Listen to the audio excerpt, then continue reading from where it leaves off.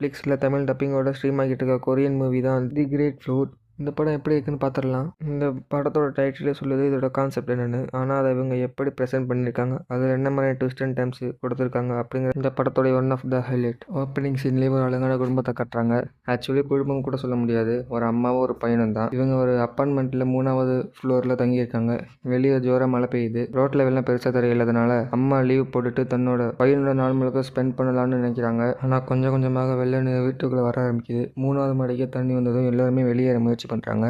இங்கே தான் படத்தோட டென்ஷன் ஸ்டார்ட் ஆகுது. நம்ம ஹீரோயின் ஒரு முக்கியமான ப்ராஜெக்டில் வேலை பார்த்துட்டு இருக்காங்க. எமோஷனல் இன்ஜின் அப்படின்னு சொல்லி ஒரு ரொம்ப முக்கியமான ப்ராஜெக்ட். அதனால் அவங்க கண்டிப்பாக தேவைன்னு சொல்லி அவங்கள காப்பாற்ற ஸ்பெஷலான ஒரு நம்பர் அனுப்புகிறாங்க. அந்த நம்பர் ஹீரோயினும் அந்த பையனும் தப்பிச்சாங்களா இல்லையா அப்படிங்கிறது அந்த படத்தோட ஒன்லைன் ஸ்டோரி. இவங்க எந்த மாதிரியான பிரச்சனைகளை மாட்டிக்கிறாங்க, அடுத்தடுத்து என்னென்ன சிக்கல் வருது அப்படிங்கிறது ரொம்ப சுவாரஸ்யமாகவே சொல்லியிருக்காங்க. படம் ரொம்ப நல்லாயிருக்கு. எடுத்த உடனே கதைக்குள்ளே கொண்டு போயிருக்காங்க. ஏன் வெளில வந்துச்சுன்னு பெருசாக எக்ஸ்பிளைன் பண்ணலை. ஒரு ஃபேமிலி கட்டி கொஞ்சம் கொஞ்சமாக வெள்ள நீர் உள்ளே வருது.